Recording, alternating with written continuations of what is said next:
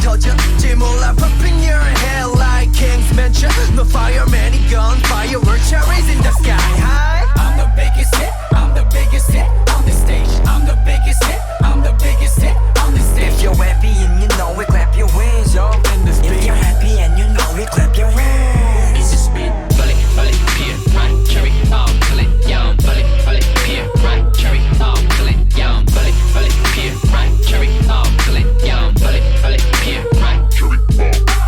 I'm the biggest hit, I'm the biggest hit 모두 다 shit 터지기 직전의 thrill It tastes like a cherry bomb 쉽게 보다가는 큰일 나 이미 넌 빠져들어가 땡창하는 지금 폭발 직전인 기분 주간에 두드레 노래 불러야지 나나나 거칠한 전기들 다 뽑아냈지 혼자 깜짝 놀라겠지 모두가 We gonna make it I'm the biggest hit I'm the biggest hit on the stage I'm the biggest hit I'm the biggest hit on the stage If you're happy and you know it clap your hands yo in the speed If you're happy and you know it clap your hands in the speed Bullet, bullet, peer, right, cherry, all, bullet, young, bullet, bullet, peer, right, cherry, all, bullet, young, bullet, bullet, peer, right, cherry, all, bullet, young, bullet, bullet, peer, right. 끝이 어디인지 어디까지 갈 수 있는지 이제 시작해졌어 half of it 뒷걸음질 치는 모습 It's over 더 들기 바쁜 세상 속에 갇혀 헤매고 싶지는 않아 단 번 내 불꽃으로 내 전부를 태워 I'm the biggest hit I'm the biggest hit Hard rock skull hands up pop no talk 어디 가나 속에 내 삶 주변 times 가나 가득해 박수 에이 넌 내 덕에 분명히 정신을 차리네 여기 내 거실에서 이제 나 뺏어 말해 허리는 너와 뺏어 왕고 빗게 킥watching 맨날 보기를 바래 Hater hater talk talk 뭘 먹어도 나 내가 쏘아 잘 베이트가 피스톨을 쏘는 걸 gunshot 또 끝쳐버린 난 버텨봐 cherry bomb I'm the biggest hit I'm the biggest hit on the stage I'm the biggest hit I'm the biggest hit on the stage If you're happy and you know it clap your hands yo If you're happy and you know it clap your hands If you're happy and you know it clap your hands yeah Bullet, bullet, peer, right, cherry, all, bullet, young, bullet, bullet, peer, right, cherry, all, bullet, young, bullet, bullet, peer, right, cherry, all, bullet, young, bullet, bullet, peer, right, cherry, all, bullet, young. I'm the biggest hit I'm the biggest hit on the stage I'm the biggest hit I'm the biggest hit on the stage 어서 빨리 be right cherry 어서 빨리 be right cherry I'm the biggest hit I'm the biggest hit on the stage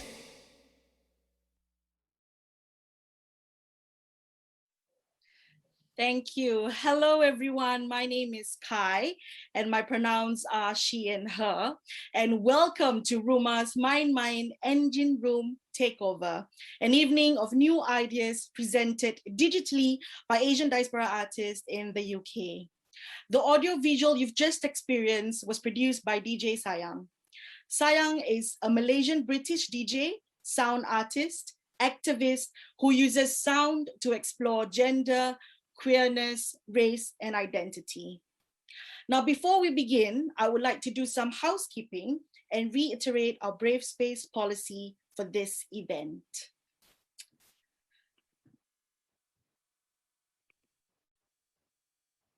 Number one, please do not share this Zoom link with anyone else, because this helps us to manage the online space safely and to keep in touch with the attendees. You are encouraged to switch on your videos, as it's always nice to see faces. But however, please turn off your videos if you don't wish to be recorded. We are recording this event for archival purposes and will also be uploaded to RUMAH's and Omnibus Theatre's YouTube page. You are welcome to use the chat during the event, especially when there are audience interactions with the artists during their respective pieces. Don't panic if at any point something goes wrong. You can leave the Zoom and come back using the same link. Please avoid assuming the identity, gender, or sexual orientation of other attendees. Please use this time to add your pronouns next to your name in Zoom. We do not tolerate racism, sexism, homophobia, ageism, classism, ableism, and transphobia. If at any point you feel uncomfortable or unsafe, please leave Ellie, who is from Omnibus Theatre, or me a message on the chat bar, and we'll attend to you as soon as possible. There is a program note that we have left in the chat bar that contains information on this event, from artists' bios to the pieces they're presenting for today's Main. You're here to cheer, to support, and to give your honest feedback on their new ideas. Now, at the end of each act, there will be a link on the chat bar to answer 3 questions that the artists have put forward. Easy peasy. Now, first up, we have Harris. Harris Albar is a young theatre maker from Singapore who is currently based in London while completing his undergrad at the Central School of Speech and Drama. In his works, he is particularly interested in looking at the intersectionality between racial, queer, and various other identities. This is Brown Belly.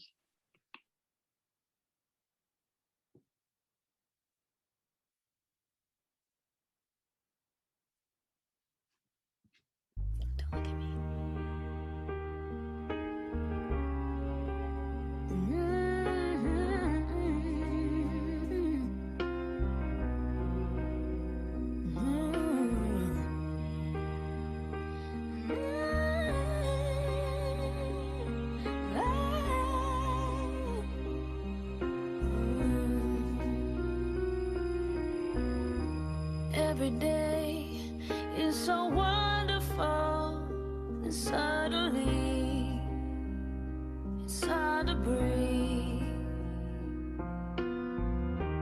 Now and then I get insecure from all the pain. I'm so ashamed.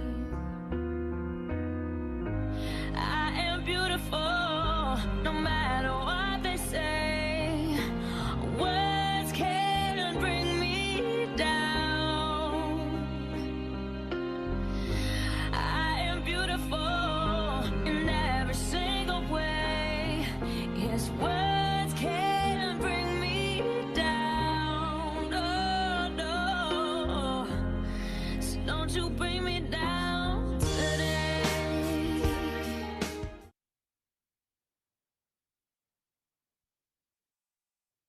My name is Sadiq. You know, like the mayor of London? Actually, I also didn't know. I was Googling myself one day and then I found him. Silver Fox? What can I say? It must be a thing. You know, like how all Chris's are attractive. Chris Hemsworth, Chris Evans, Chris Pratt, Chris Martin. All Sadiqs are also attractive, lah. Joking only. My name is Sadiq, but you can call me Mok, short for Gemok. Fact. It was a nickname my grandma gave me when I was about 8 or 9. My grandma grew up in a kampong before there was TV or radio, so every time my parents got bored, they had a child. Including her, there were 18 siblings. Including their partners and their children and their children's children, there are about 100 or more direct relatives. Each and every one of them picked up on my grandma's endearing nickname for me. I'm pretty sure half of them don't actually even know my real name. To them, I am just Mok, short for Gemok. Fact. My grandma was morbidly obese, had high cholesterol, diabetes, so I don't really think she was one to talk. But I don't mean she was evil or anything. I was her favorite. Before she called me Mok, she called me Si Chomil, the cute one. She used to love pinching my chubby cheeks, giving my arm rolls a tight squeeze, and she would always buy me treats. Ala sayang, show me that smile. Ni, grandma bought you sweets. Amen. Ni, grandma bought you chocolate. Cute sangat. Ni, grandma bought you ice cream. It was like Hansel and Gretel. She kept feeding me to keep me chubby. But then, without warning, chubby became fat. Chomil became Gemuk. I always tell people it was a blessing I was born fat. I was almost forced to have a good personality. Because if you want an attitude like Victoria Beckham, you need to have a body like Victoria Beckham. And I was no posh spice. All through primary school, my report book said the same thing. Sadiq is a bubbly boy. Sadiq is a joy to have in class. Sadiq brings positivity to the classroom and to his friend groups. It didn't matter that these friend groups would rub my belly and say, "Fortune God," or that they would sing, "Fatty, fatty, bom, bom, today cannot go home." They all sort of liked me. On TV, I watched the whole of Singapore burst into laughter whenever Jojo Joget came on with his big belly, his thick accent, and his over-exaggerated reactions. When watching Pitch Perfect, I heard the people around me cackle when Fat Amy declared that she didn't do cardio. So I saw that you can be fat and well-liked. You just had to be funny or entertaining. Rather, you had to be okay with people laughing at you. I was all right with that. I was the class clown and everything. So I thought I was okay. Maybe I could be the next Jojo Joget. Through my teen years, I was known as the BFG, Big Friendly Gay. And I didn't really have a problem because I was friends with loads of people. But then hormones developed, people joined Tinder, and soon my friends weren't available because they were on dates or having a quick fuck in the park. I didn't have such luck. It was a sort of loneliness I had never experienced before. For once, I was craving a partner, a boyfriend, someone who was attracted to me.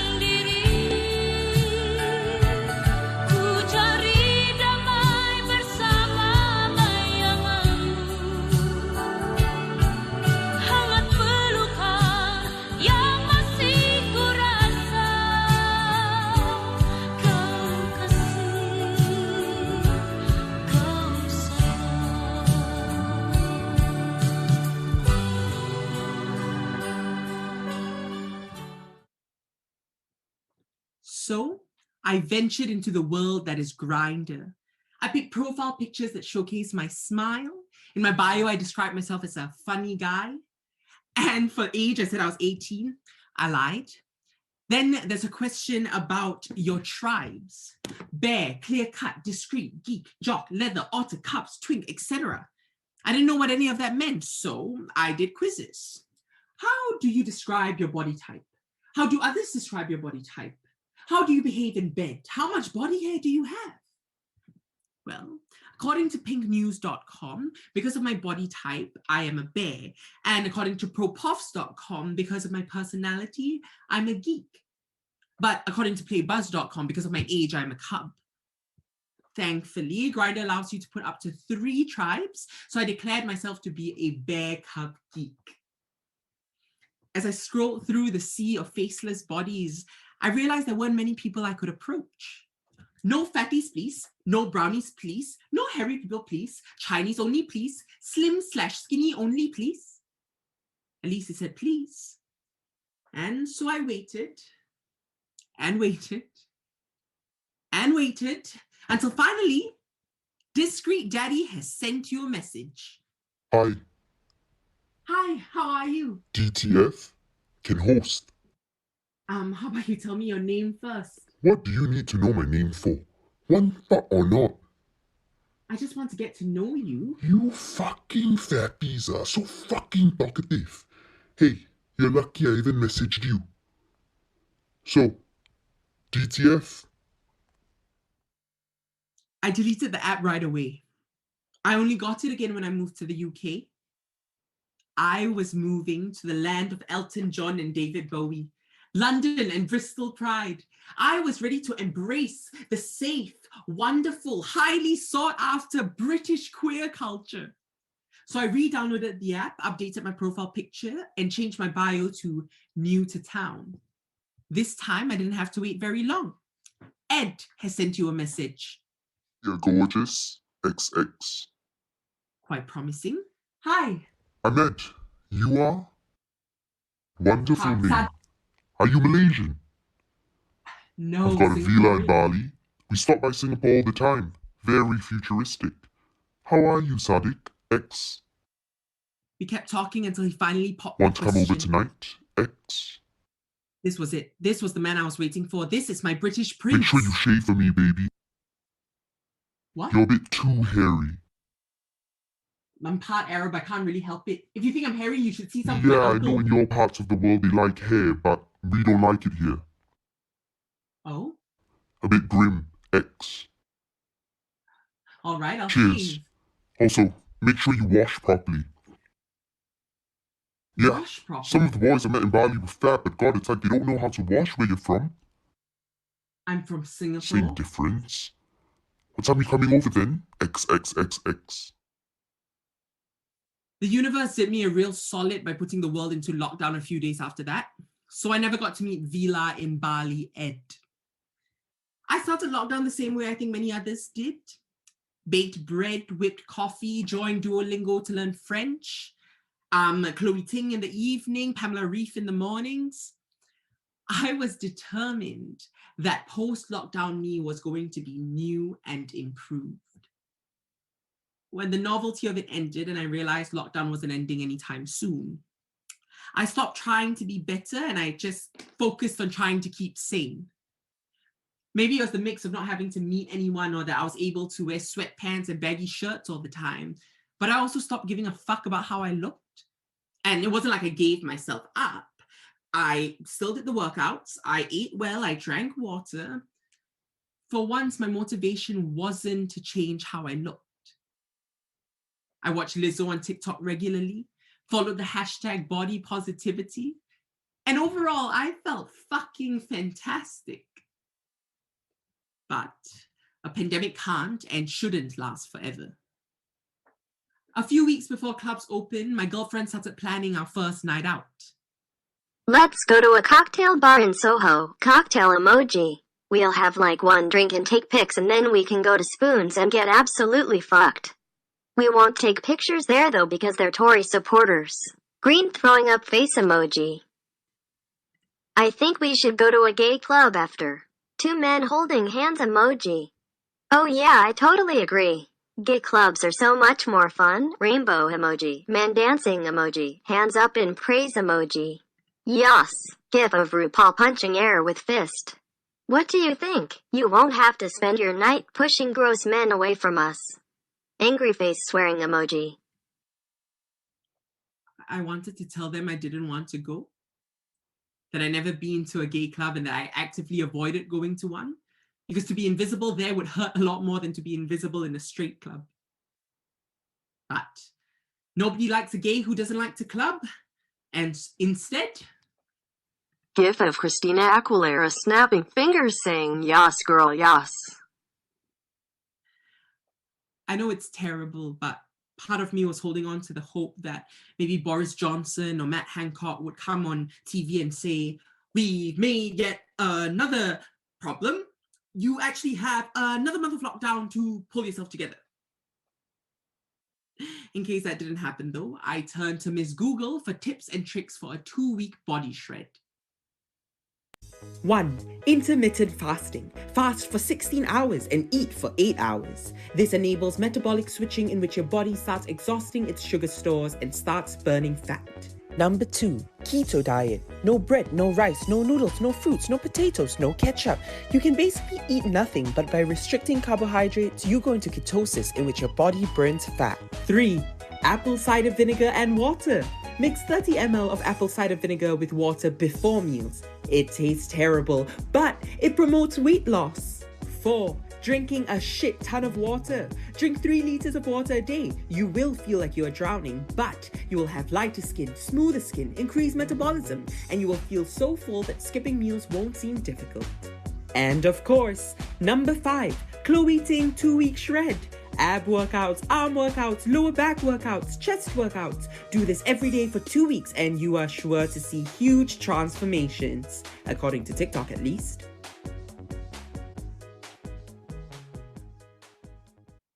A few hours before it was time to meet the girls, I stared at myself in the mirror.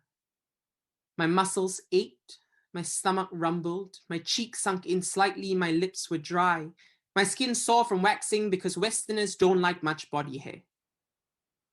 I was exhausted, hungry, and I was in so much discomfort. What scared me the most, though, was that despite all of this, my confidence was at an all-time high. Despite physically feeling like shit, I felt hot. Knowing that I was starving boosted my self-esteem. I'd spent a year in lockdown finally starting to believe that health was more important than appearance. And yet here I was, a few days after lockdown ended, putting my body through ridiculous amounts and being happy with it. When we got to the club, I saw there were posters hung up of shirtless men. Not that I was necessarily complaining. These men under the light with their washboard abs, broad shoulders and chiseled jawlines looked like gods. You try to convince yourself they're not real. People like them don't exist. But inside, amidst the flashing lights and the fog, you see the bartenders, the people on the dance floor, the people around you. You recognize that perhaps it's your brown belly that's the odd one out. As people push past you and use your back as a makeup spot, you can't help but wonder how, despite being one of the only fat brown people there, it's like you aren't even existing. Then I feel a tap on my shoulders. I turn and it's a gorgeous man. According to my research, he qualifies as a jock. I'm confused. Maybe I bumped into him, or maybe he thought I was somebody else. He leaned in and told me his name was Charlie, and he asked me what I was drinking. Then he brought me to the bar and bought me a drink. Maybe it was the manifestations I did in the morning, but we were really hitting it off. He said he wanted to hear me better, so we left. Outside, he laughed at my jokes, told me he loved the way I grooved to the music. Then he kissed me. I was stunned, but it felt right. Then he pushes away, wipes his lips and laughs. Thanks, mate, you just won me 50 quid. He starts laughing again, and I realized that his friends had followed us out and had been watching the entire time. They're laughing too. He hugs me, tells me he's sorry, and says that it was a dare. You're surprisingly a good kisser, though. Then he joins them and they go back in. I start really feeling the ache in my muscles, the emptiness in my stomach, the stinging on my skin. I think of Vila and Bali, Ed and Discreet Daddy. I hear people calling fatty, fatty, bom, bom, today cannot go home. I hear all 100 and more direct relatives calling me Mok.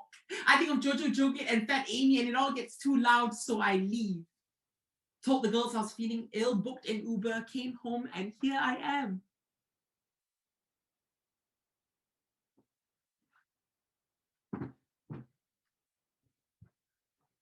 I wish I could tell you that singing Beautiful reminded me of all that I learned about myself in lockdown. That the blogs I read about feeling comfortable in your own skin stuck with me. That one stupid night out wasn't going to take away everything that I'd been working on. But right now, I truly can't understand how anyone can feel good about themselves in this world. I hope one day I will get to a point where how I feel matters more than how I look. That I'll believe the posts I share saying that everyone is beautiful. That I won't have to depend on music to feel good about myself. That I can find a place that respects my body.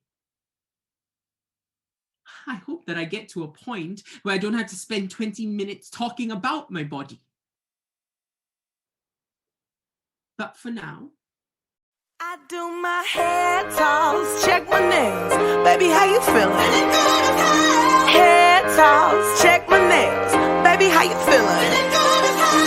Woo, child, tired of the bullshit. Gone, dust your shoulders off. Keep it moving. Yes, Lord, trying to get some new shit. In there, swimwear, going to the pool shit. Come now, come dry your eyes. You know you a star, you can touch the sky. I know that it's hard, but you have to try. If you need advice, let me simplify. If he don't love you anymore, just walk your fine ass out the door. I do my hair talk, check my nails. Baby, how you feeling? Hair talk, check my nails. Baby, how you feeling? Feeling good as hell. Baby, how you feeling? I muted myself. Yep. Thank you very much, Harris. The link to the feedback form will be on the chat bar shortly. Please use this time to fill in your feedback.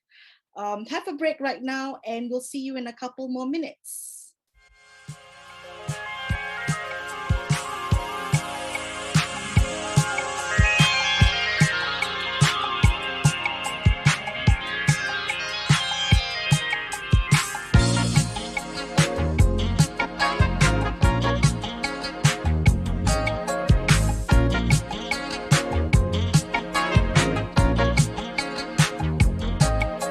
Mata mami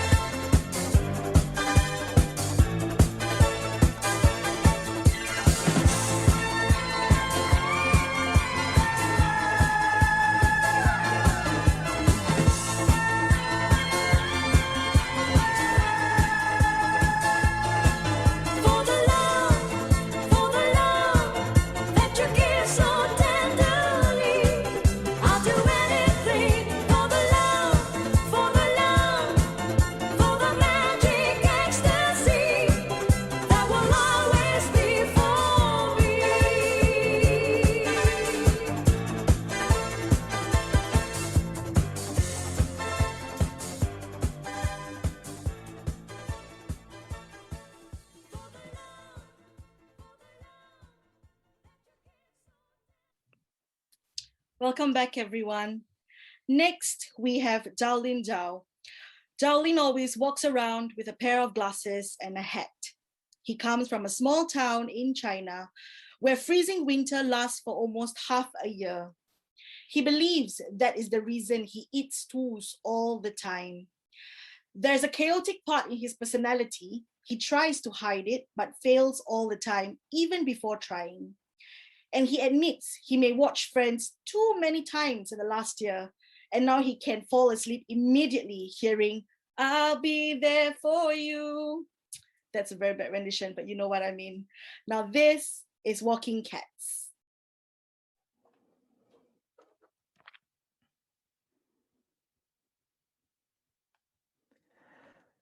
This is the first cat.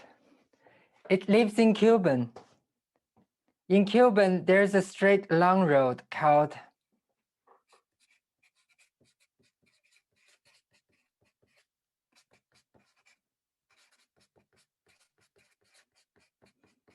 Cuban High Road. Day and day, night after night, this cat walks on Cuban High Road. Most of the time, Cuban High Road is a busy road filled with shops, parks, and passing-bys. Sometimes the cat walks following the crowd. Sometimes the cat walks against the crowd. But it doesn't know them and they don't know the cat. But there's always someone the cat knows on Cuban High Road. Trees.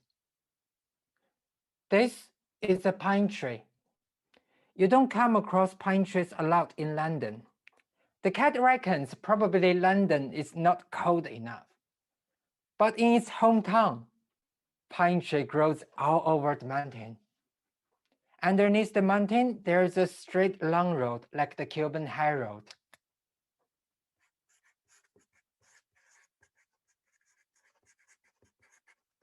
Dongfeng Road.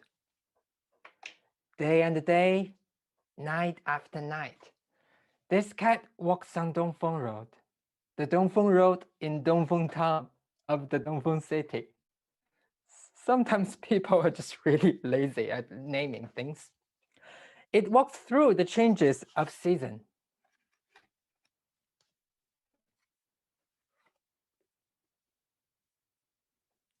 It walks through the changes of the city too. There, the cat contributed the first heartbeat to Dongfeng Road. There, a tall building stands up.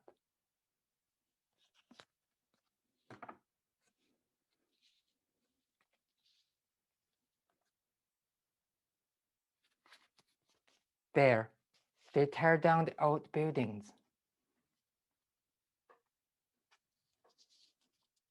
There, the plaza gets extended underneath the mountain where everybody would go for a walk.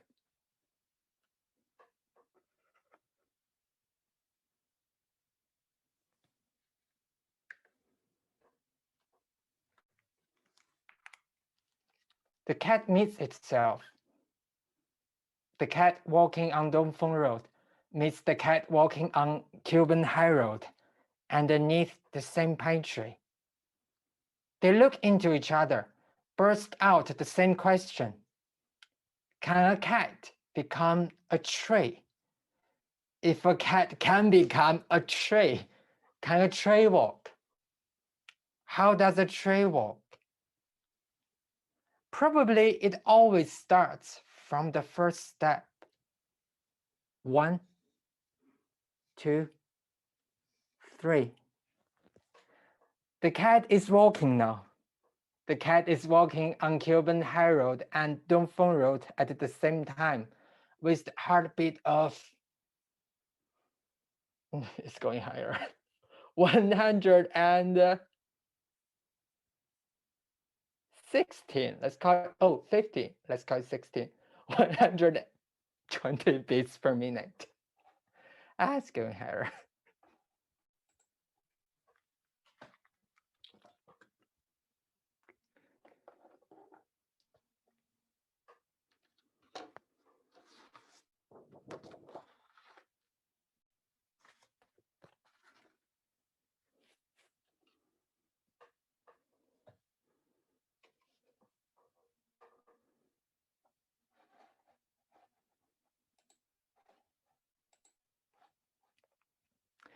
This is the second cat. They are a family.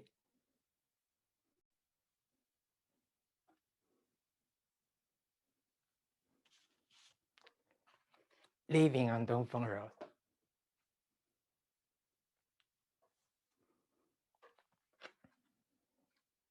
Between 0 and 18, they moved 4 times, the exact 4 corners surrounding Dongfeng Road.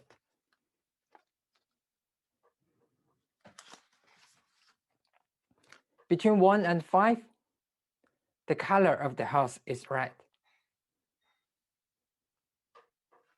That's where this cat contributed the first heartbeat to Dongfeng Road.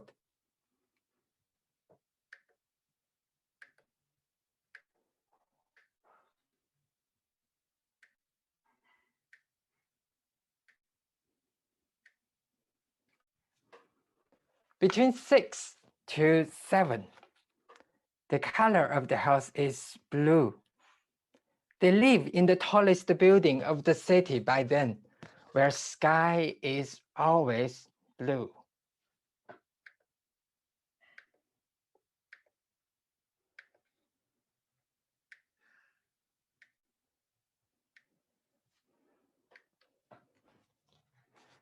Between 8 to 14, the color of the house is yellow.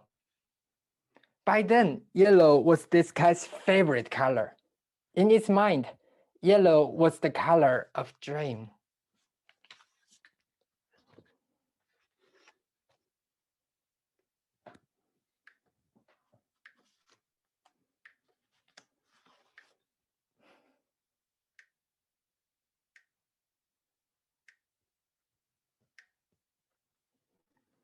Between 15 to 18, the color of the house is orange.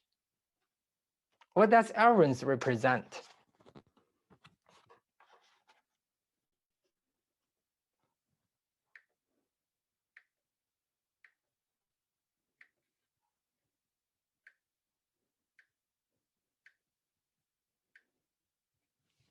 The cat doesn't know the answer, but it promises it will keep searching.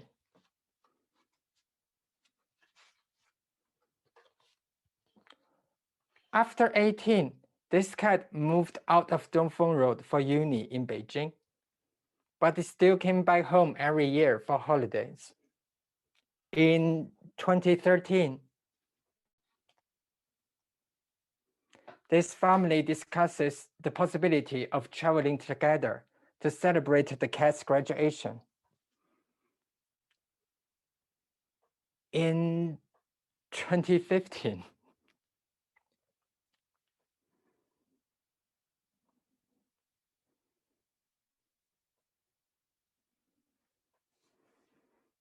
Chinese New Year began to feel a bit different. In 2016,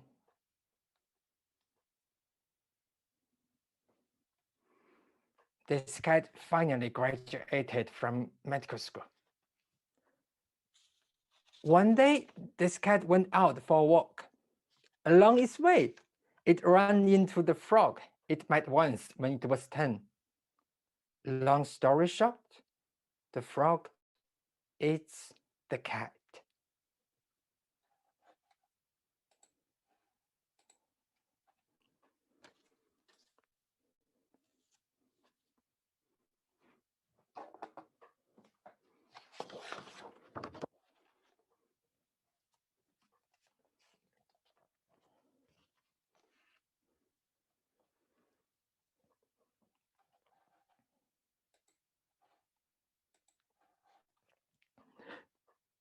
This is the third cat.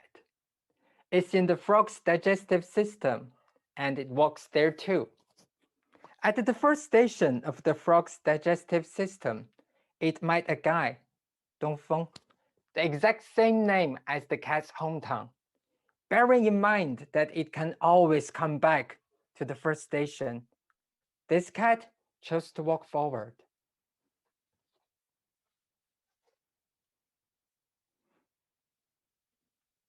At the second station of the frog's digestive system, this cat might Beijing. They spent 7 years together. The cat hesitated a bit, but still it chose to walk forward.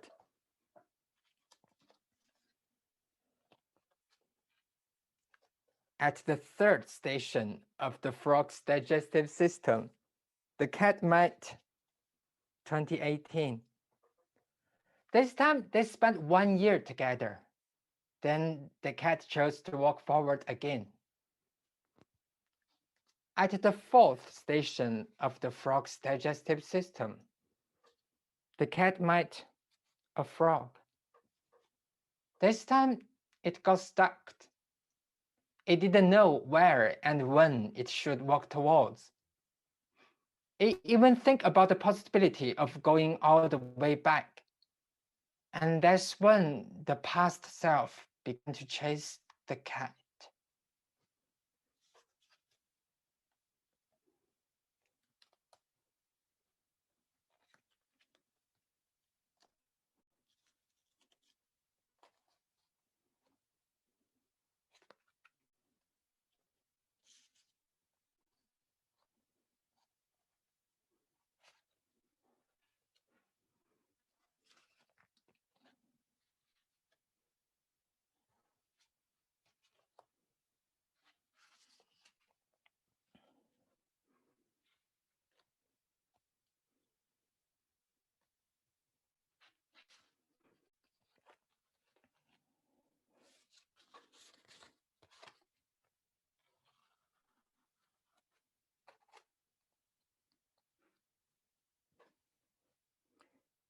It felt swollen into memories.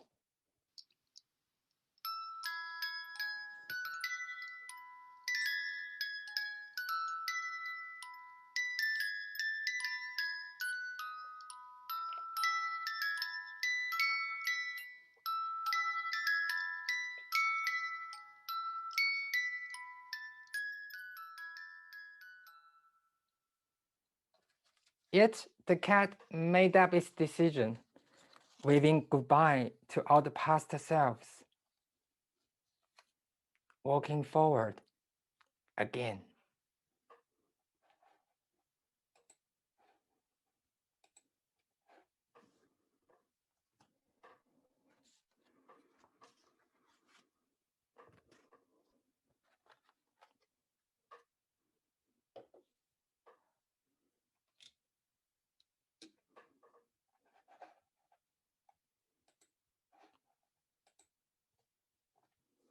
This is London, and this, it is the fourth cat. It wakes up at this exact moment.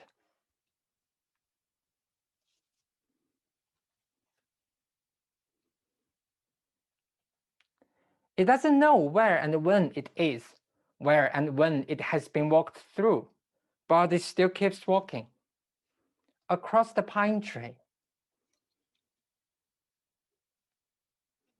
It runs into this cat all the time.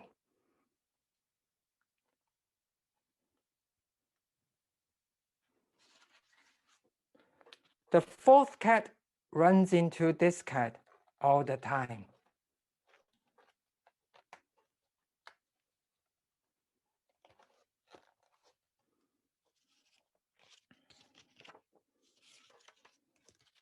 Across the top of the roller coasters. Across stairs. Across trains. The fourth cat runs into this cat all the time. They look into each other, feel so distant yet so familiar, like looking into itself through a mirror. And that's the time the fourth cat realizes this cat is itself. It is itself walking on Dongfeng Road in its hometown. The fourth cat looks around, recognizes that it is walking on Kilburn High Road now. And this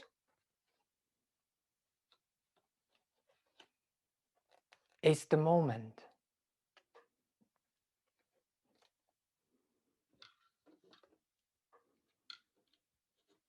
The moment that the cat realizes it is in London now.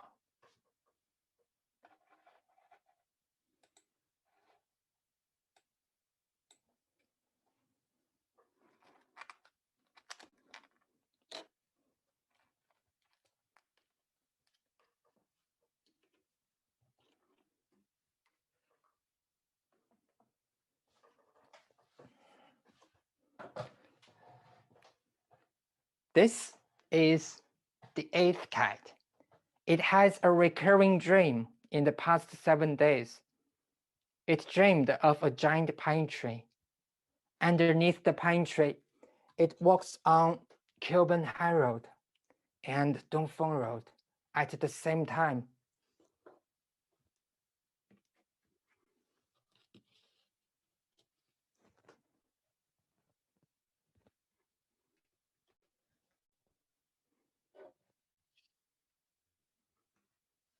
Now it is the night of the 8th day at 8:01. The cat couldn't fall asleep. If you could travel back time, what would you do? Would you shake hands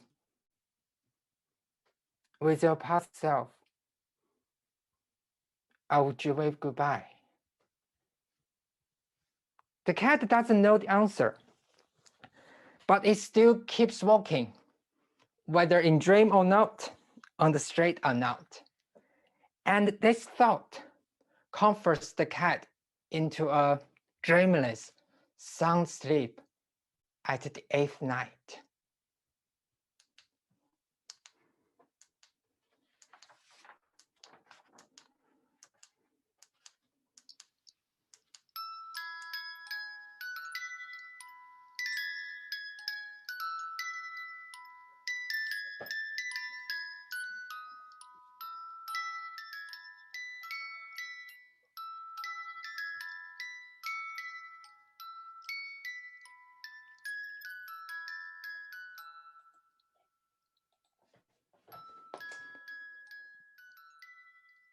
This is the 9th cat. Day and day, night after night. They walk on Kilburn High Road and Dongfeng Road at the same time in all the situations. They walk through seasons, the change of the cities, towards a pine tree. They look into each other, share a heartbeat of 123 beats per minute. It's better. Oh, it's keeping her. And this is the end. Honestly, the end.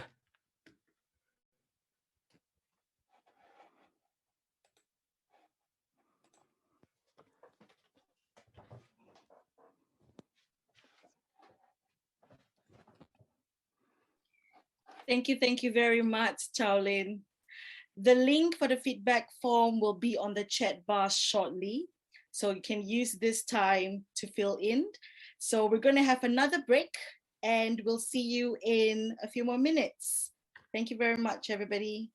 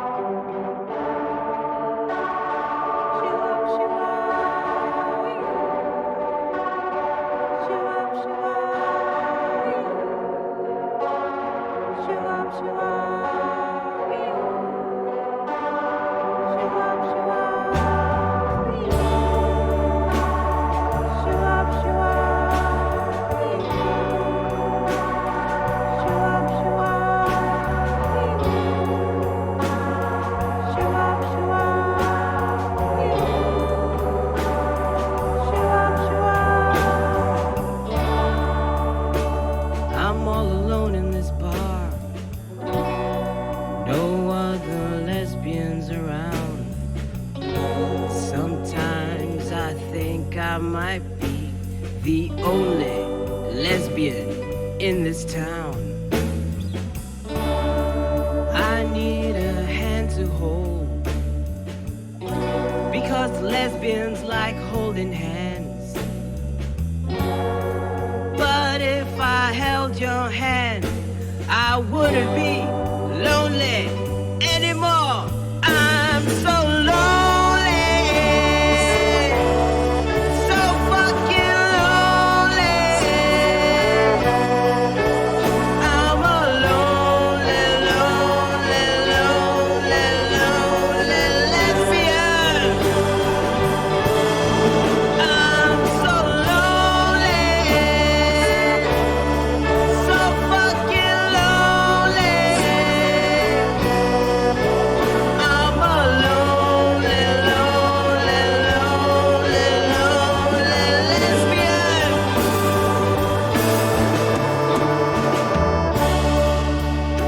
My feelings are so intense. Sometimes I get so jealous for no reason at all. I said, don't touch me. I'm so lonely, I'm hurting so bad. I hate men. I've never met a single man in my life. My father was a lesbian. Hold me now. I said, love me. I'm so lonely, so fucking lonely. I'm a lonely, lonely, lonely, lonely lesbian. Help me now. I'm so lonely, so fucking lonely. I'm a lonely, lonely, lonely, lonely lesbian. Yeah.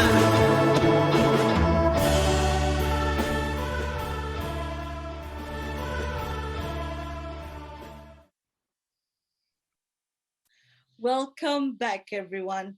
Next up, we have Appellation Nation, written and performed by Radhika Agarwal. It's a brand new scratchy first performance exploring body hair shame and acceptance. Red is an actor, voiceover artist, and audiophile based in London, and she founded Echo Chamber Audio during the lockdown. This piece contains small amounts of non-compulsory audience interaction at the start. Music is composed by Lorenzo Bazignani. For better sound experience, we recommend you to put on your headphones and enjoy this next work. This is Appellation Nation. Hello, I'm Radhika and welcome to my bathroom. I never thought I'd be doing a show from here. In many ways, I suppose a British bathroom is not the ideal place for a digital Zoom show, first and foremost, because, well, there's no plug points anywhere, much to my husband's despair, as he often wants to blow dry his hair. I would show you around, but I feel like, I'm just grateful we didn't have to fill in any health and safety forms. So down here, I've got a bunch of depilatory devices. So you'll see these different wax strips, thread, tweezers, razors, epilator, and some bleach. And it'd be brilliant if you felt you wanted to share any experiences that maybe you have with any of these devices here. They could be stories of shame or stories of fear or stories of awkwardness, or maybe you've got an amusing story. And if you would like to share a story, feel free to write it in the chat and let Kai know if you feel willing to come into the show, which would be amazing as well. And I'm going to warm us up with just a little one about a friend of mine who came to visit me here in Whitechapel, and she rightly assumed that because Whitechapel's got a large South Asian population, that she'd be able to see to some unwanted body hair quite easily. So I took her down to a local salon, and the lady got her to go on the bed, And much to our surprise, she put this innocuous torture device in her mouth and started to kind of move in and out of the region. It's really hard to talk and thread at the same time. Like this. You know, bearing in mind, my friend was there to get her bikini line waxed. We were quite surprised that she went for the thread. I've never seen anyone get their bikini line threaded in my life, and you know, that image is not going to be leaving my brain, I don't think, ever. So yeah, if any of you've got any stories, it'd be lovely to hear them. Have we got any volunteers? So in the chat we've got. Oh, okay. So is it all right if I read? So hopefully I'm pronouncing correctly. So Essie, as a teenager, before I figured out plucking, I tried to deal with the stray hairs between my eyebrows and ended up shaving off half my eyebrow. Yes, I actually massively feel your pain. I was a 90s teenager and they were just thin forever. I mean, these are fake. These are all microbladed, you know. Yeah, I really relate. I've got one here from Rihanna. Thank you, by the way, Essie, that's amazing. And Rihanna, okay, when I was 12, I attempted to shape my eyebrows and ended up shaving half of them off. Oh gosh, yes, there was a boy band round about that time, I think, Rihanna, wasn't there? That I can't remember who it was, but they sort of did it as well. Yeah, but feel that. Okay, Diana, thank you, Rihanna, for sharing that one as well. I'm with you. Diana says, one time I was going on a trip to the beach the day after with my friends, but the night before I had a party. So I get home a bit tipsy and I'm like, oh shit, I didn't shave. So I take the razor and I go loose on my legs. Long story short, I had red legs for the next week. Ouch. Happy to share. Thank you, Diana. Like, yeah, that's amazing. Oh, I'm sort of feeling that. That's, yeah. Oh, okay, and Harris, thank you. This will be the last one I read out, but thanks so much, by the way, for sharing them. And if you're provoked to think about any new reflections over the course, you know, take this as an opportunity to, you know, yeah, reflect on your own experiences, you know. So when I was 14, I plucked my eyebrows so much until they were literally a single line. Yes, I can't believe that was cool once, but it was, wasn't it? Us 90s and noughties people, teenagers, I should say. Yeah, well, look, thank you so much for sharing all of those. Before I sort of launch in, I'd just like to do a little poll, if that's all right, just to kind of get a bit of a snapshot of where we all are with our relationship to body hair. So thank you so much, Kai, for putting that up. We've got this hairy quiz. So yeah, how old were you? Just sort of fill in whichever option. Yeah, amazing. So great. Oh gosh, we've got loads of people submitting. That's brilliant. And we can see the results actually live, which is really cool. So yeah, okay, so the first device for many was the razor, but some did wax and tweezers as well. Yeah, 10 to 15 is 100% of people have said 10 to 15. First time you notice body hair. Have you ever helped? Oh wow, 93%, 94% say they have felt body hair shame. Amazing. I mean, okay, so hopefully, you know, I mean, yeah, hopefully you relate to some of what I'm going to talk about. So like many women and men with dark, thick hair, I became obsessed with my own body hair.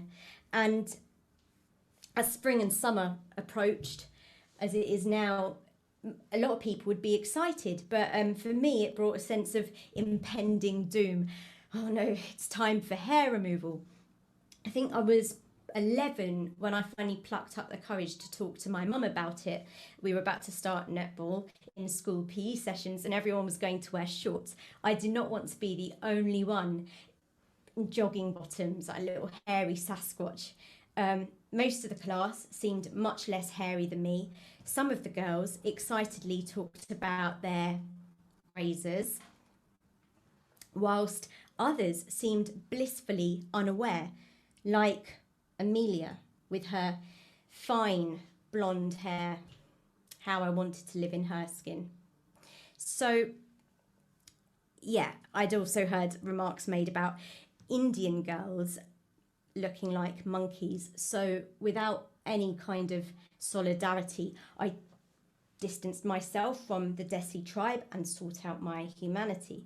So I approached my mum for a chat. I've already mentioned that the cool girl gang at school with their razors, and I also kind of wanted to be like those women in the adverts, all silky and smooth and clean in the big, beautiful bathroom. So really hoping that she would suggest a trip down to Superdrug to buy me my first razor, I was a little bit daunted when she offered to wax my leg. Right? Also, a white celebrity had recently been in Hello magazine. So, you know, now we saying how amazing waxing is. Now we talk about cultural appropriation, but back then it was validation. And so it started one sunny Sunday afternoon. My mum put the wax in the microwave to heat it to make it less viscous. There was a pile of cotton strips on the table on the side, all repurposed from old underwear. When the wax was ready, she got it out and stirred it. She then ladled it onto a butter knife and blew on it gently so that it wouldn't burn my skin. She then applied it in the direction of hair growth in a nice thin layer. Picking up a cotton strip from the side, she'd make sure it had the right level of contact, and then she would pull it off. I love to see all the little hairs stuck in the wax. She would then reuse the same strip multiple times until it became too sticky and I'd just scream, and then she'd take a new clean strip and start again. For the next 10 days, I felt amazing. Waxing was advertised to last 6 weeks, but after 10 days, I would experience growth, little lumps of ingrown hair, too short to wax. I went to the bathroom cabinet and got some tweezers. But this took a really long time. So finally, I got my first razor. So at that point, it wasn't long before I became conscious of my arms. So we started waxing those too. By age 14, it was full body waxes at local Asian salons. There was a darkness, a sense of dirtiness that I'd feel going in. And after 2 undignified hours, I'd emerge lighter, more beautiful, cleaner, less hairy. I used to play the French horn in local orchestras, and for our concerts, we'd all don formals. I'd wear a long, black, elegant dress, revealing legs, arms, maybe even some back. Before these, I would always wax. Before going swimming, I would wax. Holidays, I would wax. Events or parties, I would wax. At age 17, I got my first TV part. The idea of close-ups on my face really freaked me out. A couple of cousins said that they waxed their face as well, so I thought, oh, try that. But this was really painful. The waxing lady ended up pulling out bits of my skin. It felt raw. I hated that I did this to myself. I wish I could say that was the last time I waxed my face, but it wasn't. Luckily, it all got covered up with makeup. Age 18, I went travelling to India. So, I could wax whenever I wanted to. Then I went to South America. So I had a big wax before I left and took with me an epilator and some razors for regrowth. But being in South America was extremely liberating. I met loads of attractive women who just didn't care, and they had dark hair like me. The sun bleached their skin and they looked radiant and beautiful. I should also mention, actually, when I was in Goa, I met this really hot hippie and no one cared about body hair, if you know what I mean. Anyway, back to Britain and time to go to university. So I got a portable wax heater and I took with me a epilator and my razors. I was equipped. By then, I had learnt to wax myself. Certain angles were a little bit tricky, but yeah, I considered them as sort of yoga. The next few years, I lived in Oxford, and in 2004, I went to my first WOMAD festival. I went with my friend to the ladies' bathroom. Everyone was naked. No one was watching me. It's the first time I realised that everyone is more interested in their own body than in noticing me and my body hair. So I stripped off and I had a shower. For the next few years, living in Oxford, I went to hippie parties, music festivals, and lived with incredible international women that didn't care. Yeah, naked saunas, trips to remote music festivals, wild swimming, good times. 2012. By then, I was back in London, partnered with my lovely Italian, and making it work as an actor. Well, sort of. I'd just seen a deal for laser hair treatment, £2,000, and all of my body hair would be gone forever. I'd never have to worry about it again.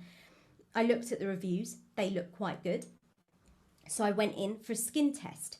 There was a slight concern that because the contrast between my hair and my skin wasn't as much as, say, someone who was lighter with dark hair, that it wouldn't be so effective. But I thought, I know quite a lot of South Asian women who've had laser hair treatment, so yeah, let's go for it. So, I mean, I felt the same level of vulnerability that I did in those salons growing up. Like I was there to be rendered better through their processes. I sat down in the seat for my first session and Alex turned the machine on.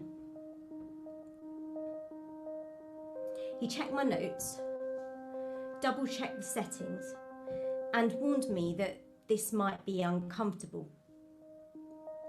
He was nervous, but kind. I preferred him to Lilia, who ran the place. The device that was to make contact with my skin was rectangular, roughly 5 centimetres by 7 centimetres. This was going to be applied across my back. Before we started, Alex shaved my back so that the laser would go directly into the follicle and blast the root, the sort of sub-skin hairs acting as a kind of conductor. Alex was right. It was uncomfortable. I could smell burning. Was that my skin? I asked him to stop, and he reduced the settings and we tried again. Got about halfway down my back and I, through tears, said, "It's too much. It's enough for this session."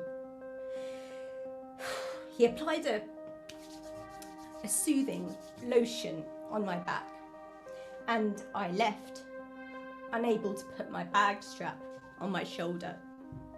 It hurt. I got home and broke down. Why did I do this to myself? So stupid. My lovely husband consoled me. After a few days, the pain didn't reduce and the area started to blister. We called Lilia. She said this was a normal reaction in rare circumstances. The pigment of my skin changed colour. There were dark rectangles where that machine had touched my skin. Lilia stopped picking up the phone. I was left 2 grand lighter, lots of marks on my back, full of self-pity. This is where amazing Italian husband steps in and leaves a whole host of negative reviews online. And lo and behold, Lilia calls me back straight away, offers me a full refund, says she's so sorry this happened to me, and offers to put me in touch with their associate dermatologist. We meet, I get my money, never hear from her again. Over the next few years, I cover the marks as best as I could, and I bought a new swimsuit with sort of mesh covering on the back. The mesh covered the scars. I still look pretty good. The shame turned to anger.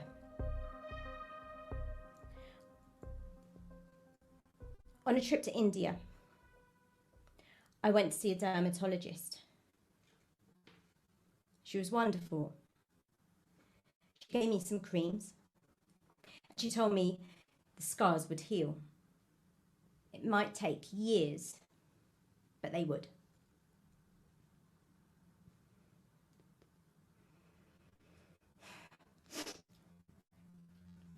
Don't know about you, but I haven't defuzzed in months. Just before Christmas, I went to Parliament Hill Field, Lido, and I thought about shaving. And then I thought, oh, I can't be bothered. And then I caught a thought. Maybe it's a bit unhygienic if I don't shave. Hang on a minute. So I'm shaving myself now. It's unhygienic for me not to shave, but it's absolutely fine for the other gender. So I didn't wax, or thread, or tweeze, or razor, or epilate. I went swimming.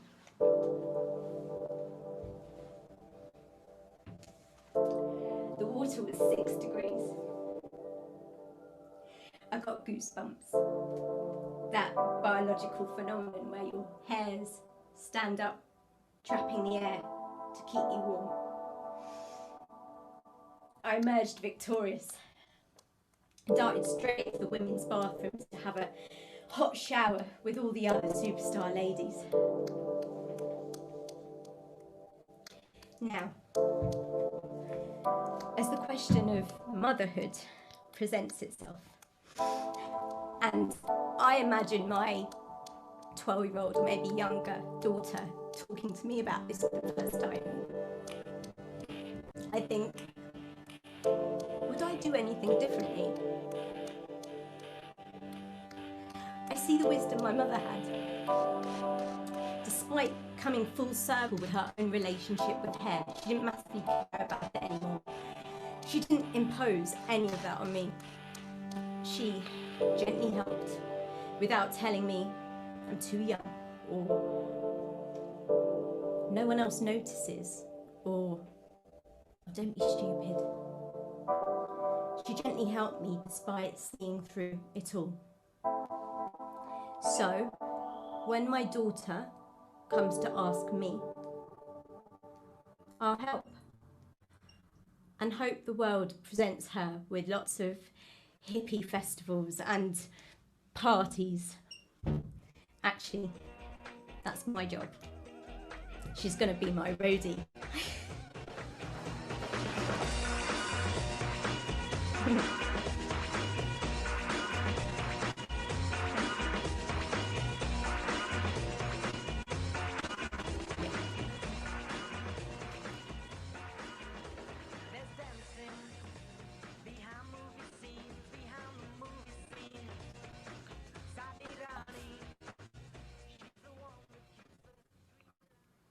Thank you very much, Radhika.